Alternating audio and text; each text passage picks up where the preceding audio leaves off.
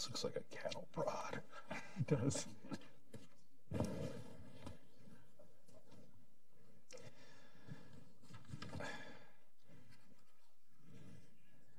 Okay, welcome back, ladies and gentlemen. I'm Tom Duesterberg. I'm a senior fellow here at the Hudson Institute working on various economic issues. We're pleased to have some very knowledgeable, distinguished guests for our second panel here. What we're going to do is I'll introduce each of them in turn. We're going in alphabetical order. They'll have up to 10 minutes to give some opening remarks. Then we'll have plenty of time for questions, and I encourage you to have questions. We were a little light on the first panel, but there's some very interesting issues here. It's a very important topic, so be creative. So let me just introduce in order our panelists. First to my right is Paul Camuti. He is the Senior Vice President, Innovation and Chief Technology Officer for Ingersoll Rand, one of the great American manufacturing companies. He oversees the full spectrum of innovation, technology, and growth initiatives within the company, including advanced technologies, product system and solution design, engineering and product, service and sales commercialization.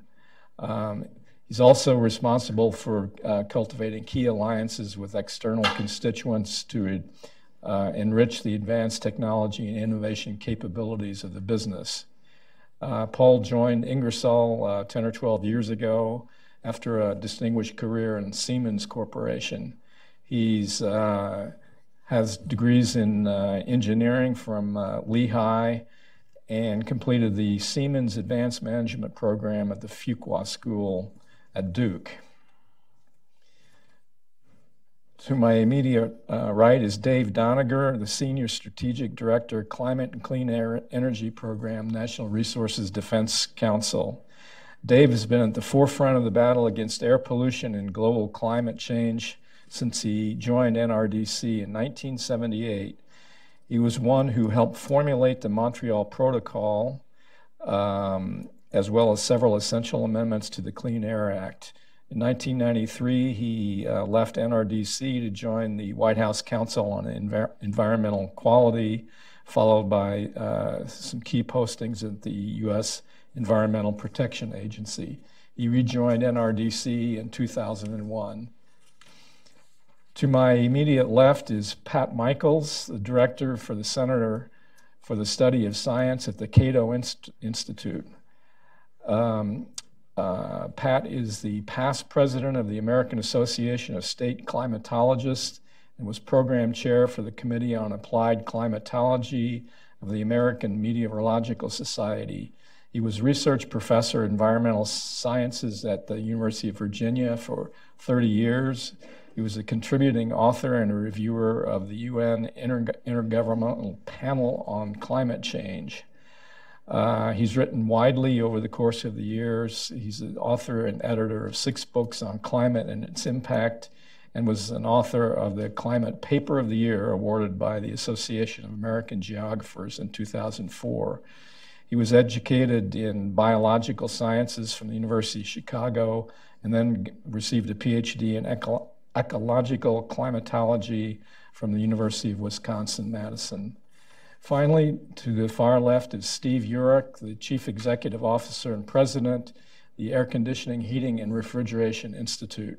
Steve's been CEO and President of the Institute since 2007, then became CEO in 2010. He joined AHRI in 2002 as Vice President of Policy and Public Affairs and General Counsel, and then was promoted in 2006 to Vice President of Business Development and Public Affairs. Steve has degrees in Bachelor of Science in Chemistry and a JD degree. So I would invite Paul to start things off. You can feel free just to speak from your chair or to use the podium as you are comfortable. It works from here. I'll start right from here.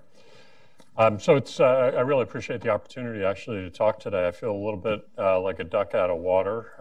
I work for a company, we make a lot of stuff. And I think it's really important to kind of get the perspective from the manufacturers on this issue. The earlier panel talking about competitiveness and economic opportunity, I think really are the points that I'll want to make. Just by way of introduction, Ingersoll ran about a $14 billion a year global company. We have about 20,000 plus employees here in the United States. We generally are making 99% of the equipment that we sell in North America here in the United States, and we operate factories in about a dozen states around the country. And we've been adding to those jobs over the last several years. About 60% of our businesses derive from the application of refrigerants. So whether that's in transport refrigeration or in residential or commercial air conditioning. And so this topic of refrigerants and the regulatory environment around it's really important to the company. As I was doing some research on this, I'm trying to figure out the person to blame that we're having this conversation. It actually goes back to 1805, an American inventor, Oliver Evans, invented the vapor compression cycle. And since really that time of that invention, the folks that are kind of the innovators in our company and a lot of the companies in this industry have really been balancing a number of different performance elements around refrigerants and these systems. And it starts with performance or energy efficiency, a very important aspect of what we do. Safety, which comes up in toxicity or flammability of the chemicals that we use. The environmental aspects, which is really the focus of what we're talking about today, and obviously the cost of those things. So if you look historically back to that invention of vapor compression cycles, its application into refrigeration and air conditioning, that the industry and the innovation has really been driven by balancing what I would argue is this multivariable equation. And you can look back and see that there's been various waves of innovation around the refrigerants, which are, an important but not dominant factor in the economics of the system overall. And that as things have changed or knowledge has been gained, we've moved from a series of refrigerants. And the one that we've been talking about with the Montreal Protocol is really the orderly phase down of CFCs in this equipment. And what's been really important to the industry overall is that there's been certain certainty around that, and it helps us to drive global scale of the innovation that we do. The second thing that I think is important as you just talk generally about the issue is the size of this industry. So we're talking $100 billion plus of equipment delivered to the market every year on a global basis. And generally, driven by demographic change. So as we have more and more people who are raising their living standards. They're demanding comfortable environments. They're demanding security and reliability of their cold chain for delivering foods and pharmaceuticals. And it's quickly evolved from being sort of a multinational game to a really global game. And so our competitors today are global companies. The largest HVAC companies, in fact, are not based here in the United States, but arguably the companies that are based here in the US with their supply chains are leading the technical innovation in these industries. And it's really working together, balancing this equation that I referenced that really gives us the competitive advantage. The topic of whether HFCs were going to be banned or not banned is not really a new conversation. It's not, I don't think with regard to Kigali that we're actually having a conversation as to whether or not there's going to be a move afoot in the global environment to phase out the use of HVACs. That ship, so to speak, has already left the port, and we are now working at various rates around the world in order to be able to adapt our technologies and in fact have solutions in the market today that are lower global warming potential solutions, that are not ozone depleting, that are safe, that are reliable, and that meet the performance and cost targets of our customers' requirements. So in a lot of cases, you can replace our current products with the next generation of refrigerants and get economic benefit from their application today. The question really for me comes down to where is the United States going to fall on this conversation, right? So whether it's ratifying Kigali or as what was described earlier today, putting some certainty around the orderly phase out of HFCs, that provides certainty for the U.S. Manufacturers. And it's in fact something that we should do in short order because as I had already pointed out, we have the solutions today. It's a question to whether or not we're going to start driving them on the performance curve and the scaling of these solutions, because with any change in technology, as more and more volume aggregates to these new solutions, the cost of those solutions come down over time. And so clearly you'll hear from others that industry is supportive of this. There's sort of unanimous consensus actually, which is extremely rare in our organization. We compete fiercely in this market due to the nature of the market that I already talked about. And to have consensus on a topic like this is somewhat rare for us, but the industry in general believes it's the right path to go on. And we really are looking for that certainty and orderly phase down of equipment over time. And so that's sort of why we've come out in support of Kigali and this phase down of HFCs. And, I'll sort of leave it there and open it up for questions when we get to that. Okay, thanks. Dave. Well, thank you very much for the opportunity to be here. And I want to note that this is an area where the environmental community and the industries which are here, for different reasons, but parallel reasons, have come to support the same approaches. And I've worked with this particular industry productively for more than 30 years as the Montreal Protocol came into creation and evolved. Now, to reprise a talk that I gave in 1986, I think, the environmental solution, if that were the only thing that were at issue here, would be to phase out these chemicals, the CFCs then, the HFCs now, very fast, almost immediately, because the damage that was done by the CFCs is still being done, is immense, and the damage that the HFCs are contributing to in the way of enhancing climate change is very serious.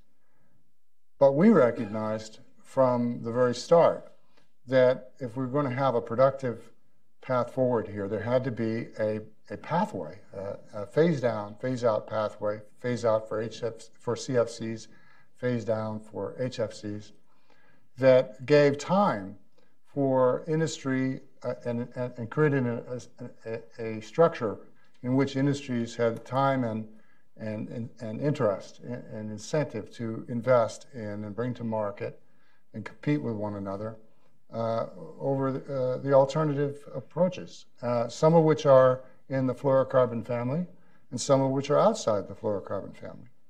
And there's a very vigorous, totally healthy, economically productive framework and competition going on, and has been for more than 30 years. And we've been very proud to be part of that framework. I think I would also like to extend a little bit on Jeff Homestead's presentation.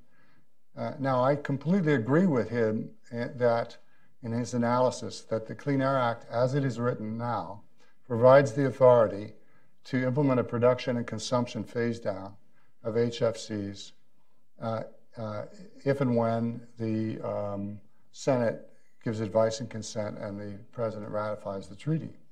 And that was, as he explained, a provision that was put into the Clean Air Act anticipating that the Montreal Protocol would evolve, and it would evolve properly through the diplomatic negotiation of amendments and then the adoption of them by the United States through the ratification process. And Congress in 1990 equipped EPA with the tools to carry out those amendments as that ratification happened. just as an aside on Pat Michael's question, the Montreal Protocol itself and the Vienna Convention, which preceded it, recognized that these kinds of chemicals are not simply ozone depleters. They have multiple kinds of effects, from health and safety concerns from direct exposure to potential other environmental side effects, of which they were aware that the greenhouse gas potential of all these chemicals was an important feature from the very beginning. And the Vienna Convention and the Montreal Protocol give the parties the jurisdiction to attend to the side effects of the replacements, as well as to deal with the effects of the chemicals that were initially the focus. The Clean Air Act does the same thing, in my opinion. And there's been this mention of a court case, so I need to clarify a little bit about that. In addition to this authority that Jeff correctly summarized to implement amendments as they are ratified, the Clean Air Act Title VI provides other authorities to do things on U.S. initiative as domestic-only matters.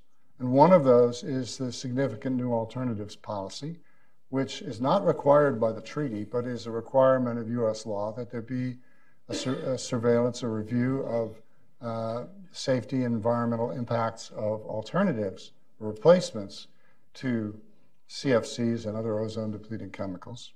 And that program has been used to clear on the safety and, where necessary, impose safety conditions for lots of alternatives that have come along in the years past. But the Congress also contemplated that in addition to listing chemicals and adding them as approved, there could be a list of disapproved or prohibited chemicals, is actually the term used in the statute. And the legal dispute that was just mentioned is whether the authority to put something on the prohibited list extends to the current users of those chemicals. The court actually upheld EPA in putting the HFCs on the prohibited list, and upheld having done so because they contribute to climate change. The court then said that that provision could not be enforced against incumbent users of the HFCs. That's the part we disagree with, and we're seriously considering whether to ask the Supreme Court for review of that decision. That's something we'll decide in the next few weeks. The decision not to rehear the case at the DC Circuit level occurred only a week ago Friday. And, it bears observing that the DC Circuit rehears, it's harder to get the DC Circuit to rehear one of its own opinions than it is to get the Supreme Court to take a case on appeal. Not to say that the Supreme Court will take this case, but it may be of interest because there's some important legal interpretation principles at stake. The other thing that's going on is that California and potentially other states, there were 11 that supported our position in the court case, but California is already working on regulations to implement the use-by-use limitations contained in the significant new alternatives rules that EPA had issued, to do that at the state level, so as not to let the benefit of those rules be lost, and the California rules, if adopted, would be applied in that state to current users of the HFCs, not just to future users. And I think you could expect a number of other states, big states, which have important shares of the air conditioning and refrigeration market, to be interested in doing what California does. And there's always the risk that they might do something different from what California does, and you end up with patchworks and uncertainty. So we will pursue that course with the states if we have to, if we're not successful in getting the Supreme Court, or maybe in parallel with trying to get the Supreme Court to review the SNAP case. But most importantly, what we want to do is work with the industry and with members of Congress on both sides of the aisle with the Senate to and the administration to get the agreement up to the Senate and to get the 2/3 of the Senate to approve it. I agree with Jeff that between the industry's interest and the administration's interest, it should be possible to get to get a lot of the Republicans engaged, and I have no doubt that the Democrats will also support this. So this is an agreement which makes a lot of sense. It took 10 years to negotiate it.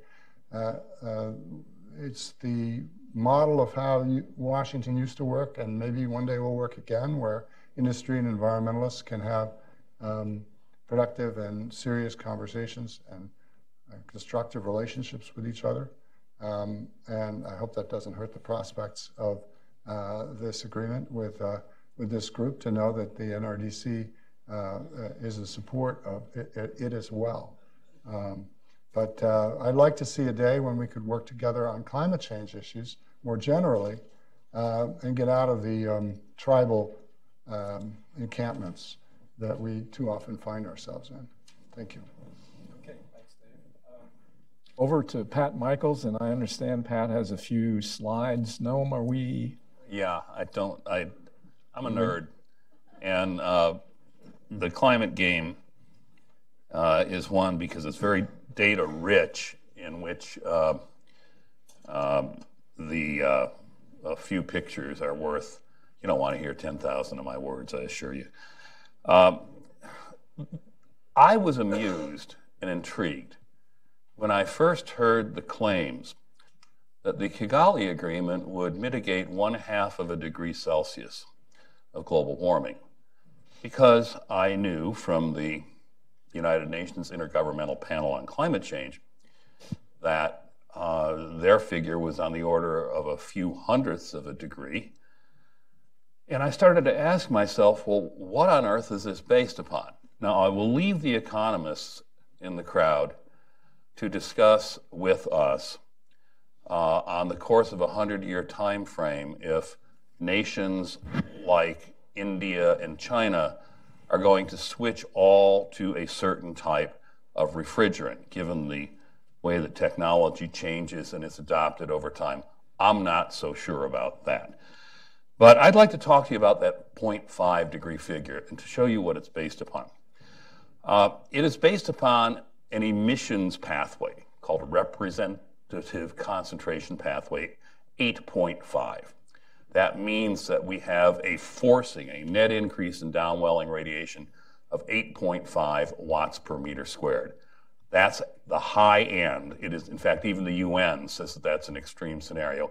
And where what was added on to that was the assumption that that would cause 4.5 degrees C of warming caused by human beings by the year 2100. I would like to point out that means there will be 3.5 more degrees of warming in the next 82 years. That's an extreme warming rate, which is nowhere close to what has been observed. And that is based upon an assumption that strains credulity, to say the least. This is the, whoops, sorry. It's only going one direction, darn it. There we go. This is the well-known temperature curve from the University of East Anglia. It's the one that scientists tend to use the most. I'm just going to walk over here. It's got two warmings in it. About 0.4 of a degree of warming from 1910 to 1945, and then about 0.4 to 1998, and God knows what happens after that. It's very debatable. It looks like it's going up, but there are other simulations that say maybe not. Anyway, the 4.5 degrees assumes that this was caused by atmospheric carbon dioxide. Now, just a point, the background atmospheric carbon dioxide concentration was 280 parts per million. In 1910, it was 298 parts per million. You can run the equation. Its radiative forcing equals 5.35 times the natural log of the changed CO2 over the background CO2. And you get a forcing of 0.3 of a degree, or 0.3 of a watt per meter squared. That's not enough to raise the temperature like that, because Stevens, very highly cited, gives a negative forcing for the crap we put in the air, called sulfate aerosol, of 0.3 watts per meter squared, giving you a net forcing of 0. And scientists, including myself, generally thought that this was not a result of greenhouse gases. But when we got into the modeling era, the modern modeling era, and I draw your attention to an article by Vucin et al., Paul Vucin in Science magazine about 15 months ago, it turns out that every one of these climate models is tuned to mimic the 20th century. Tuned is a nice word.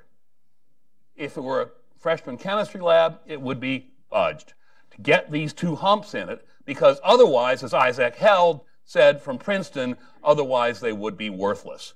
So you take a minor forcing and force it in here. Well, that doesn't really have anything to do with greenhouse gases. So we're going to have to adjust that 4.5 degrees down a weeny little bit. And then what's the future going to bring? Each one of these pieces of colored spaghetti is a climate model. And these are all the climate model families that the United Nations has. This is for the lower troposphere. These guys here are the observed temperatures, weather balloons, satellites, and something called the reanalysis data, which is really, really clever stuff, where now we take the fact that there's incomplete global coverage and run actually a general circulation model, but it's a forecast model to fill in the blanks. And boy, they all look the same. And this, by the way, ends in 1916 with a big old hot El Nino. Every one of these is wrong, except one. You can see it right here. Now, I don't want to give Mr. Mueller too much ammo, but this dotted line here, that's the Russian model. And let me just show you how bad it is in the vertical, which is really important. This is a complicated graph. It's early. You can do this. Surface, about 50,000 feet. All these colored spaghetti is the rate of warming predicted in degrees C per decade by every one of these climate models. And this is the average of that. Get to about 16,000, 18,000, 20,000 feet. They're predicting huge warmings, 0.4 of a degree Celsius per decade. Egad, if that were true, I wouldn't have a job, okay? And here are the observed values with their error terms. And by God, there's one model that works. And which model is it? It's the Russian model. And so there's another problem. This is the representative concentration pathway 8.5. That ignores the Shale Revolution. It was put out in 2011. The reviewers should have known at Climatic Change that the Shale Revolution was out of the tubes by then. Look at what it does to gas. It hardly changes it at all. Look what it does to coal. It increases it a lot. Well, just a few months ago, the International Energy Agency came out with a big white paper that says shale is going to replace gas worldwide for electrical generation and for manufacturing. In fact, they said 40% of that change is going to be from China. So you've got to drop RCP 8.5. I inverted the letters. That's a sign of early senility. To RCP 6.0. That's going to drop the warming off of 4.5 degrees also. So let's just do it. Does it say 4.5? That's what it says. 5 degrees. It assumes a 4.5 degree warming by 2100. Let's adjust for the early 20th century, which didn't have anything to do with it. That drops it off 0.4 of a degree. Let's use emission pathway 8.5. Let's adjust for natural gas. That drops it off 0.7 of a degree. And now let's use the computer model that works, INM-CM4. By the way, if you think that's a bad idea, that weather forecast from yesterday, that was a damn good forecast. There are 8 global models. Do you think that the forecasters took all 8 models and averaged them up to come with the forecast? Or do you think they took the high end of one of them? No. They took the model that was working the best, which happened to have been NAM high resolution, and made the forecast. The best scientific practice is to use the model that works. And when you use the model that works and you adjust for something called reality, that seems to there to be a paucity of in this town, you get 0.16 degrees Celsius from Kigali. Well, that's my story, and I'm sticking to it. Thank you. Okay, Pat, thank you very much. Steve, floor is yours. Thank you. Well, there's been a lot discussed today, and and I think one of the things that we have to look at is, as an industry, is really reflective of what I saw after the Kigali was adopted. and agreed to in October of 2016. And that was when I was asked to be interviewed afterwards by the BBC. And the first question, rather than what this great accomplishment was and what it meant, was, you must be dismayed, being from industry, that they adopted this amendment. And I think that shows what we as an industry, as environmentalists and others, have in front of us to educate people on why we as an industry are supportive of this amendment. And why are we? You know, and despite the perception by some that this industry is against energy efficiency, environmental and other things, we're very supportive of and want to make sure that whatever we manufacture limits the impact on our environment. So much so that even in the last decade, many of the products that we manufacture are 50% more efficient than they were just 10 years ago. And we're constantly working to innovate, as Paul said, to provide comfort, safety, energy efficiencies that the consumers want, while still working to keep their products affordable and their homes safe and comfortable. We also, as an industry, want this because we want the predictability. Industry thrives when they have a predictable business atmosphere. We've seen that this year on many things as we look at some of the regulatory issues and the tax issues that we've seen put forward by this administration. With a known target and time frame, they can plan their R&D dollars. They know what they need to invest in. They can look at what kind of staffing they need and how are they going to produce these new products that they develop. Third, we want to be the global leaders like we always have been in this industry. We want to be the source of global innovation. The products that they're looking at when we first adopted the Montreal Protocol were those that were adopted by U.S. industry. The same ones as we started 10 years ago working on this amendment, the alternatives were those that were being developed by the U.S. industry. And we want to continue to be that global leader. And I can tell you that we have many competitions from around the world. We have the Chinese, Koreas, Japan, Europe are heavily involved. And they see, if we step away from this leadership, that they will step into that breach wholeheartedly. And so we must be able to be out there advocating for what we see as these solutions so that we can continue to develop products here and export for use around the world. Now, U.S. not adopting this amendment and failing to ratify will not mean that our companies will not develop products. However, when we represent such a huge portion of the global industry and technology, the acceptance of that technology by the other parties that have adopted it might be brought into question. Will they pick our products and technology, or will they pick those developed by the other countries that have ratified this amendment? We began advocating for this global phase down more than 10 years ago. AHRI and its members companies at that time started doing research, and we've been doing research and paying for that to look at alternative refrigerants and technologies. And I can tell you that this research that we've done collectively as well as individually has developed alternatives, both in refrigerants and technology, that will be available not only to Americans to meet these obligations, but also the timeframes for others around the world.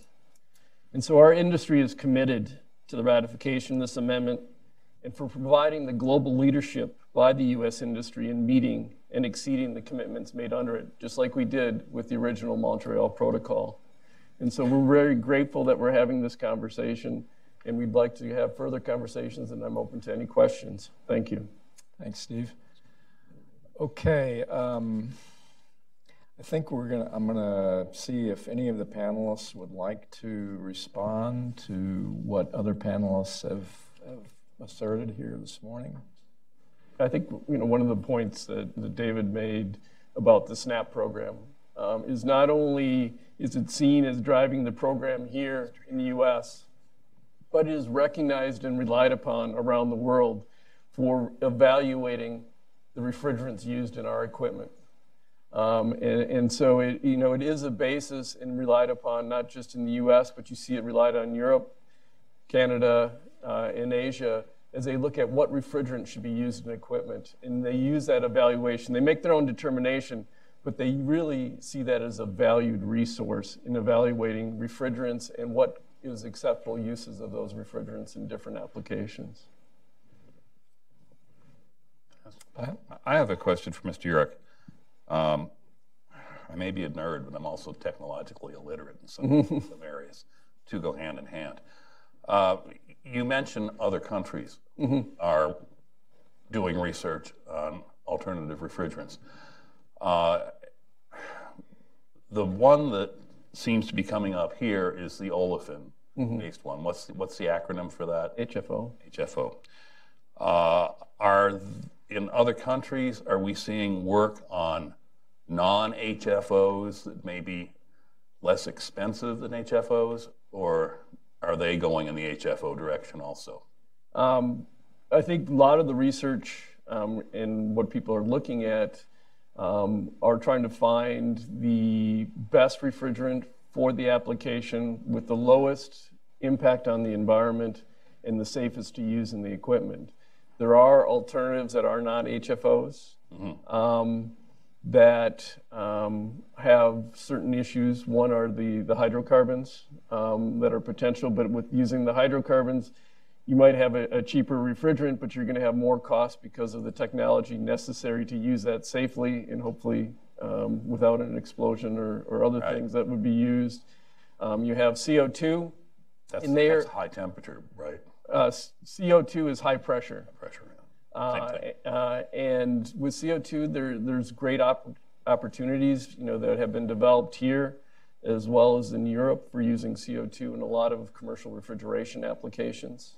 And that will continue to grow where appropriate. And then there hasn't been much with water yet, just because you can use it, but the energy necessary to deliver the efficiency is too much. Steve, let me jump in a little bit. I think,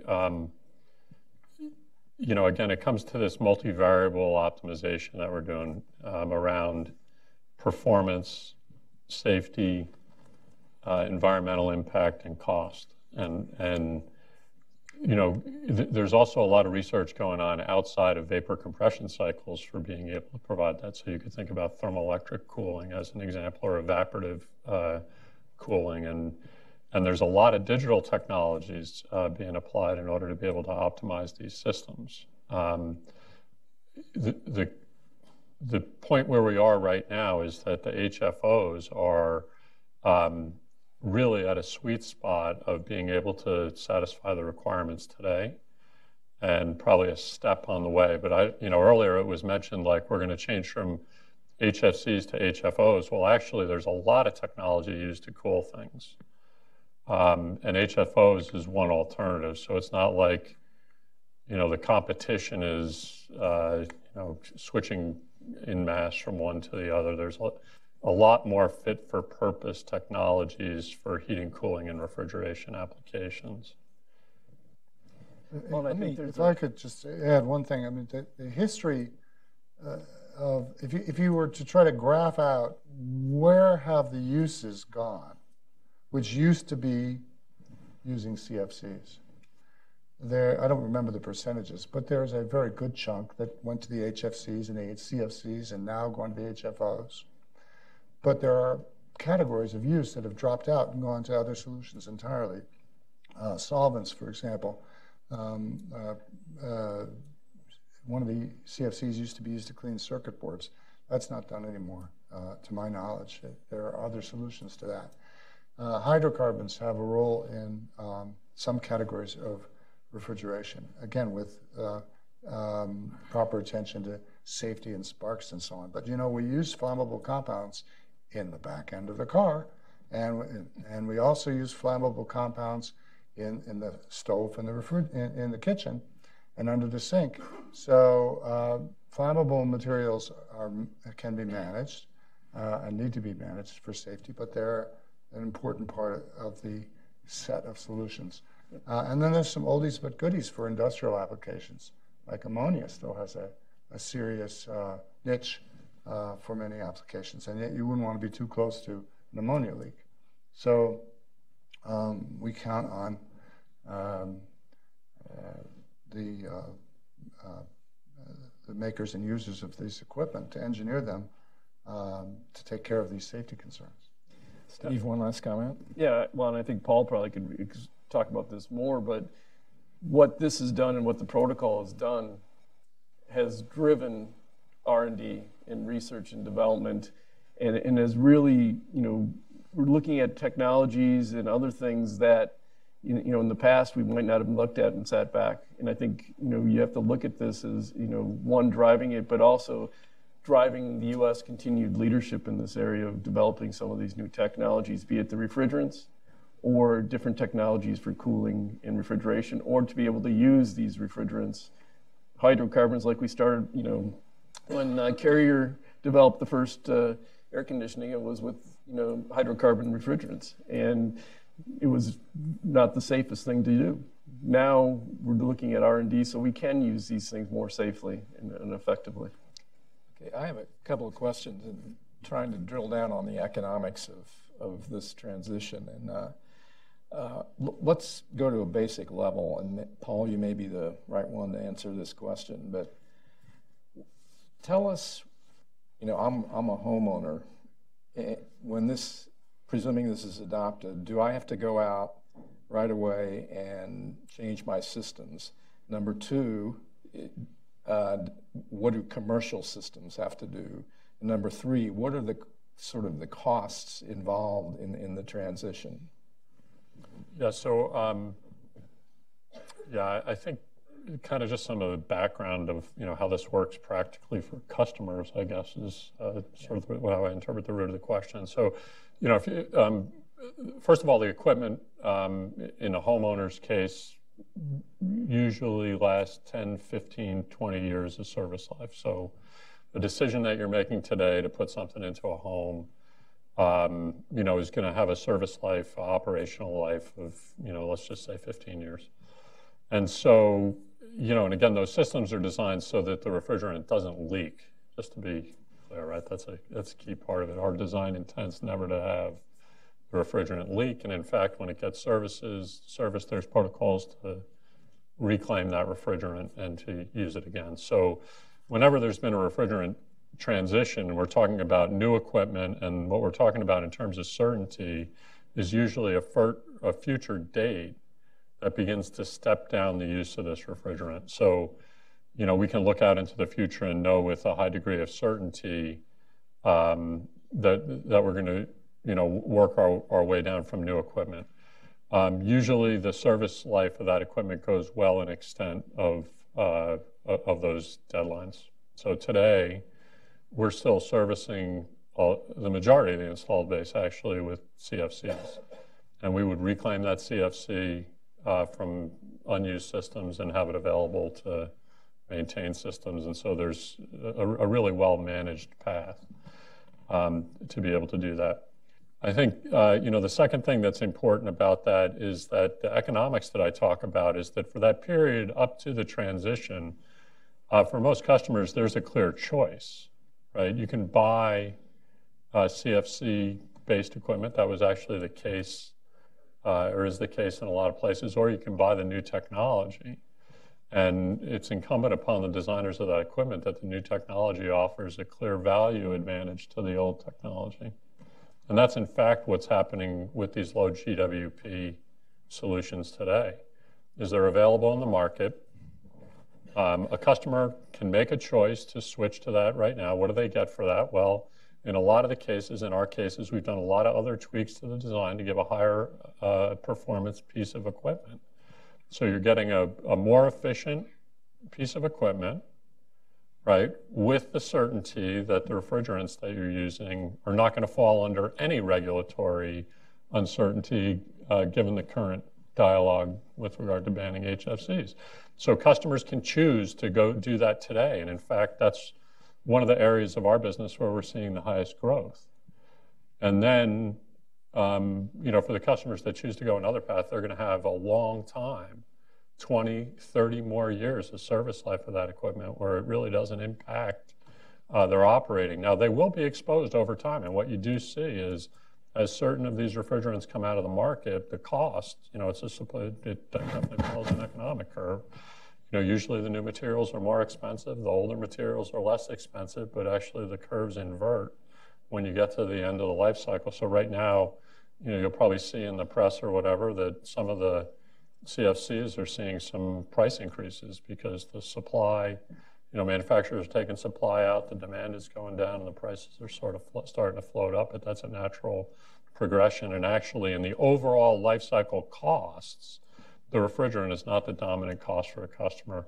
To save a few points of energy efficiency and electric bill costs over a 30-year life are far more dominant part of the total life cycle of a piece of equipment than the cost of the refrigerants that we're reclaiming and reusing. So I don't know if that hits some of the economic factors there. I just want to add one point to illustrate how the technologies have improved here. Back in the 80s when we started on this, if you had an air-conditioned car, you could plan over the 10-year official life of a car to have to replace the refrigerant 3 times because the automakers, because the chemical was very cheap, there wasn't much attention to, at the time, to the side effects of the CFCs. And as a result, the car makers didn't put very much attention into making the systems leak tight on a durable basis. They have since then. And the several cars that I've owned since then, I never had to replace the refrigerant.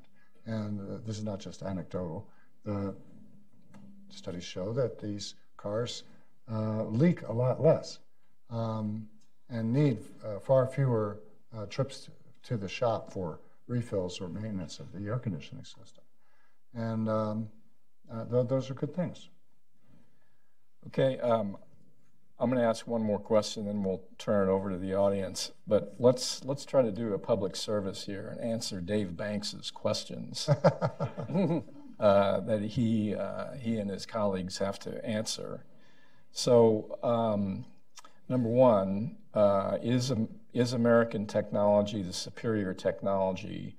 And do the Chinese, for instance, have a competing technology that they are going to try to win in the marketplace or impose on their huge domestic audience?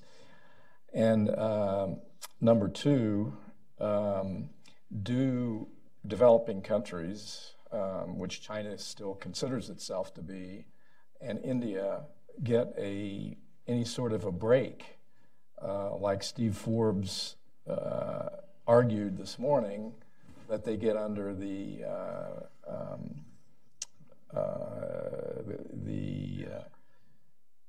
Paris Agreement, right? So who wants to take that one on? Well, I'll answer the last question first. No. And that's the beauty, just like Steve Forbes said this morning and others, Jeff and other things. The 197 countries that agreed to the amendment, those that are ratifying it, once they ratify that amendment, they're obligated and they have the obligations to perform in their set deadlines. And what happened under the original one is that we were successful, and what makes the Montreal Protocol such a beautiful instrument is that it had the original goals.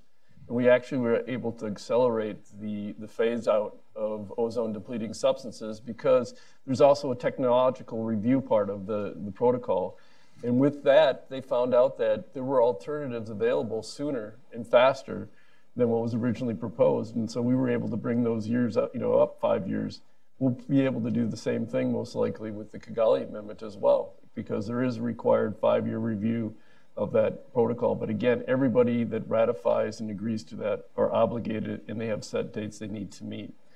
The other question related to technology I can tell you that the Japanese, the Chinese, the Europeans are all working to develop technologies that will meet and exceed the obligations under the Kigali Amendment and using other technologies and refrigerants. We're continuing to do that.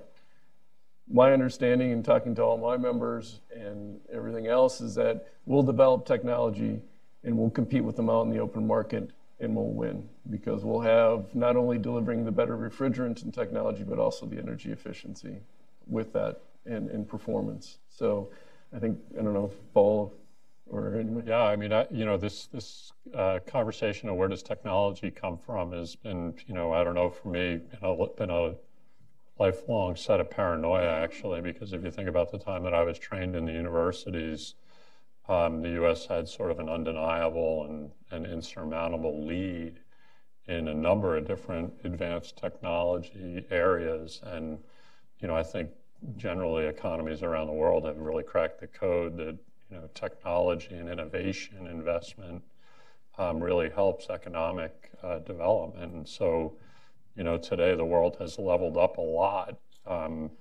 not only related to the regulation, an amendment to the Montreal Protocol, but actually some fundamental policies around R&D in these countries. And so, yeah, we see competition in just about every technical area accelerating outside the United States at a time where we're, for other reasons, sort of backing away from some of the investments. And so, yeah, I mean, I worry about that every day. I think today, if you think about this next step of transition that I've been referring to, I think that the U.S. companies are well positioned to lead this next sort of wave of technology that we're talking about here. I think some of the competitiveness actually comes, farther down the line. And frankly, I personally just have a sense of urgency about getting this specific conversation on HFC phased down in an orderly way behind us, because there's sort of momentum outside the United States, through the number of countries that are there, that it's in our best interest to get on that train because it's the next train that I'm sort of worried about. Okay, let's turn it over to the audience, and I would repeat Chris DeMuse's admonition that please state your name, your affiliation, and everything you say should have a question mark at the end.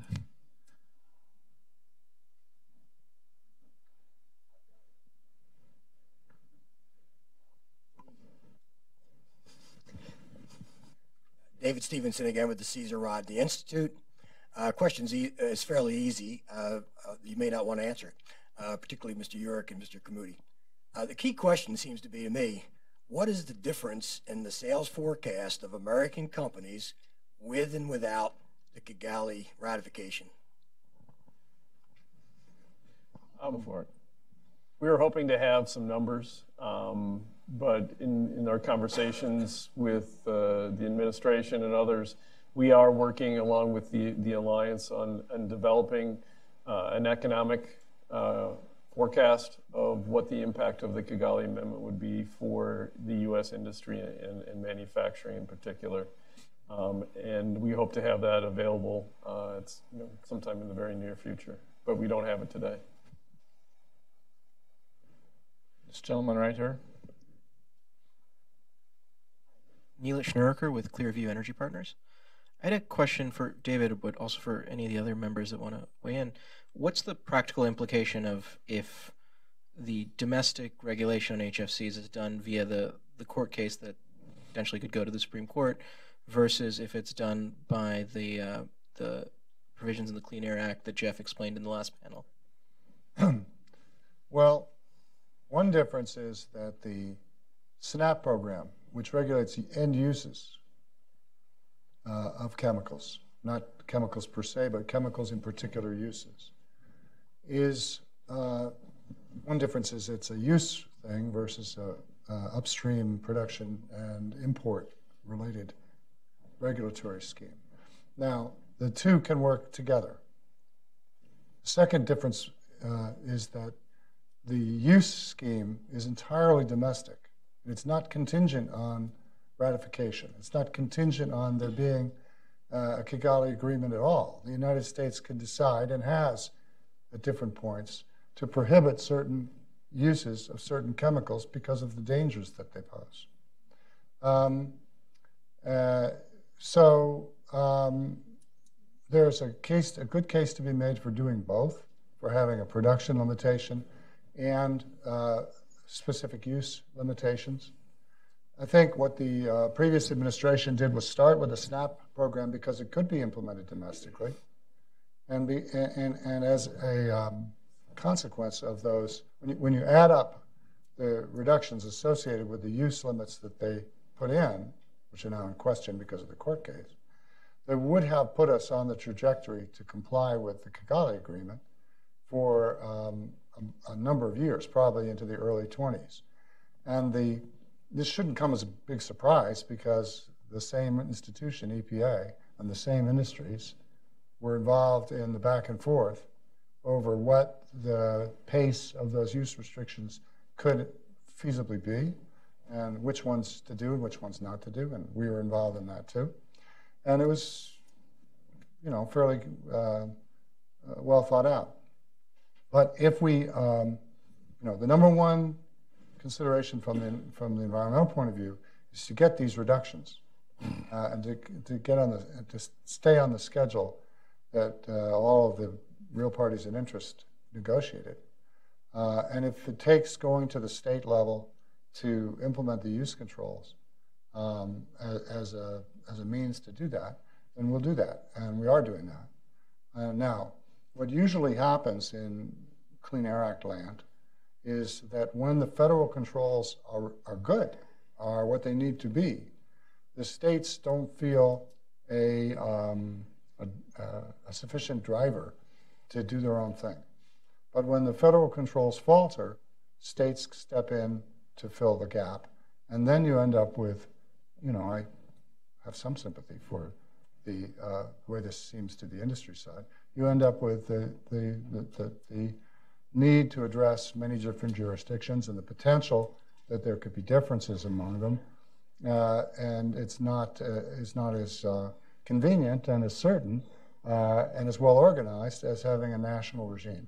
So if we get to the production and consumption phase down on the Kigali schedule, it lessens the pressure to keep working at the use end of the spectrum and at the state end of the spectrum. But if we don't get the federal buy-in to the overall production and consumption scheme, it increases the pressure to work at the use level and at the state level. Questions on the aisle here?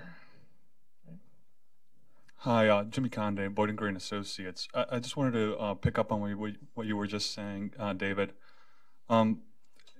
If HFCs are already regulated under the SNAP program, isn't it likely that any state efforts would be preempted by the regulation or the Clean Air Act? No, there's no preemption of state activity in this area. The Clean Air Act is quite clear when there is preemption, and this is an area where there isn't. So that's not a worry. Right. For example, California, with respect to the car standards, it's the only state that's allowed to do its own thing, but it does need to get a waiver from the federal government. The waiver comes on legal terms that are highly tilted towards granting it. Congress wanted a strong presumption that California could do its own thing. And then other states are allowed only to choose between the California standards or the federal standards. They can't do their own thing. That is not the case in this field. And California, New York, Florida, Massachusetts, they can all do different things. Not that I would necessarily recommend that, but I can't guarantee that there would be differences between these state programs. We have a question over here on the... David Kreutzer with the Heritage Foundation. Mr. Urich, about 3 years ago, I participated in a workshop at your organization, and I got the impression that it was quite controversial, at least among the members that were in the panel that I was on. I think they were mostly contractors and users. What's happened in the past 3 years that this, apparently everybody's singing from the same hymnal? They clearly weren't 3 years ago. Just like everything with time and a lot of discussion and negotiations and listening to each other, the industry has come together. We've also seen, as Paul said, the handwriting on the wall, that the phase down of HFCs were going to be occurring globally. And we needed to be able to sit at the table and negotiate what that schedule is going to look like. And so we came together to do that. We'd still have a lot of work to do in the actual implementation. Right now, a lot of the discussion has been at the producer and manufacturing level.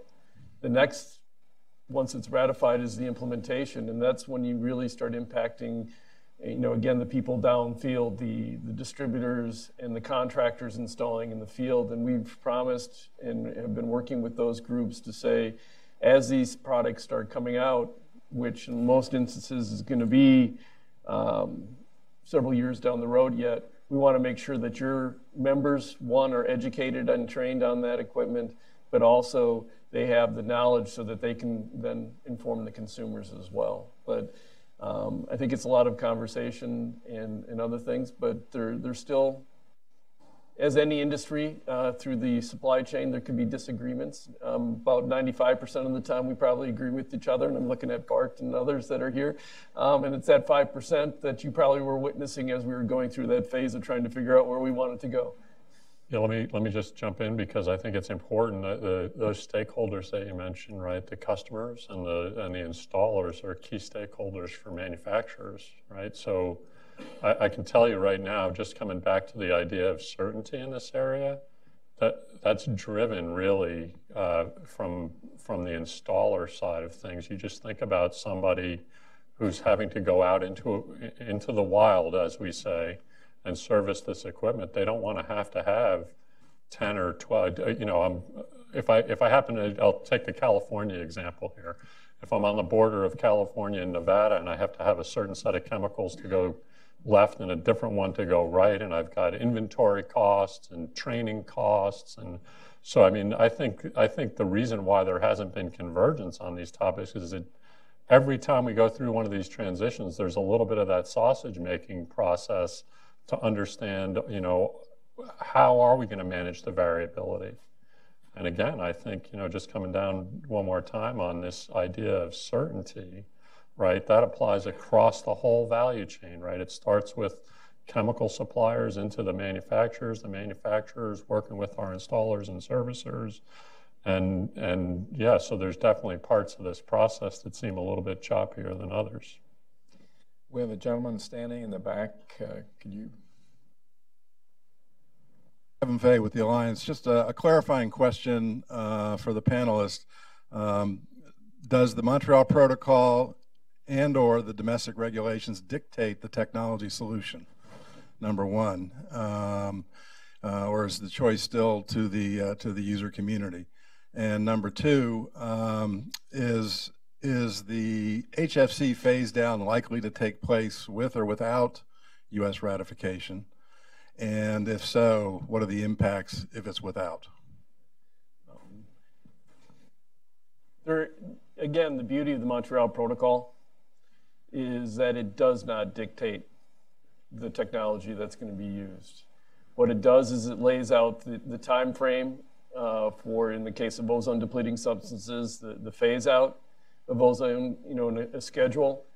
And what it does for the HFCs and the Kigali Amendment, again, lays out a schedule for phasing down to 85% by 2035. It doesn't say that you need to use HFOs. It doesn't say you need to use hydrocarbons or ammonia or anything or other technologies. It just says you need to make sure that the global warming potential is phased out over this period of time. So it allows the markets to decide. So there might be different solutions depending upon the risks analysis by certain countries where they might use hydrocarbons much more so than we do here in North America. And then, what was your second question?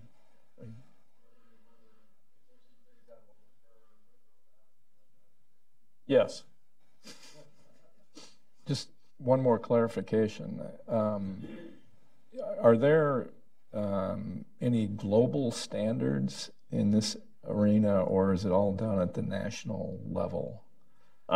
There are, depending upon which standards you're talking about, there are global standards related to the classification of refrigerants. There are relatively harmonized safety standards, and we're working on those safety standards to address these new HFO refrigerants as well as the hydrocarbon and A3 refrigerants. There are national variations depending upon where those countries are in belief, but there's kind of a general base, and then there's little modifications. And the same thing with energy performance. In that area, there is not a global standard, but most of them are based upon the US or European-based standards with modifications related to those standards. Okay. Can I add something partly in response to Kevin's question, but generally about what's going on to our knowledge in China and India? You know, as was pointed out by the first panel speakers, China had no industry at all in this area in 1980s. And now they make more than half of the global production of HFCs. And they're very interested in what comes next, and they are on it. They are going to be significant competitors. In India, India was very reluctant to join this agreement. They negotiated for themselves a sort of a slow track. They're now having an internal debate in India. First of all, they're developing something they call the National Cooling Action Plan, which is addressing the incredible rate of growth of air conditioning demand in their country, the impact of that on their grid, the need for efficiency to reduce the impact on the grid, the occurrence in some of their cities of terrible heat waves, which are killing people who don't have access to cooler places. They're trying to knit all this together across their own fractured bureaucracy. And they're also seriously considering accelerating their own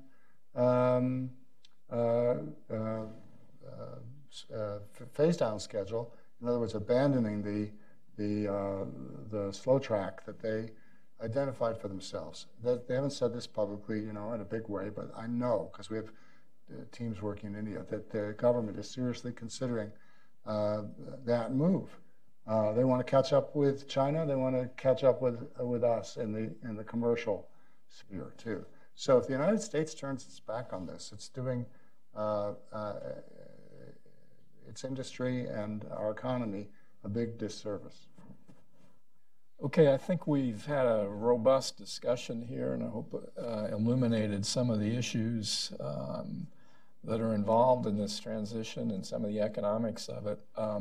I would just invite, if any of the panelists have one last thing that they've not been able to say yet, if there's anything else. I have something, if you don't mind. It's really demonstrable. It's kind of an easy demonstration that that half-degree figure was fanciful, to say the least. And the question becomes, how many degrees does it have to be in order to provoke a phase-out? And the impression I get from this room is 0. So why don't we just leave the climate thing out of it and say somebody's got a new product they want to sell? Because you can't measure 1600ths of a degree, and that's what the actual numbers would give you. So stop the charade. We don't want HFCs anymore. Well, you provoked me now to say something. That was my idea. You know, I don't want to get into a debate with you about this, but it seems No, you don't. No, I don't.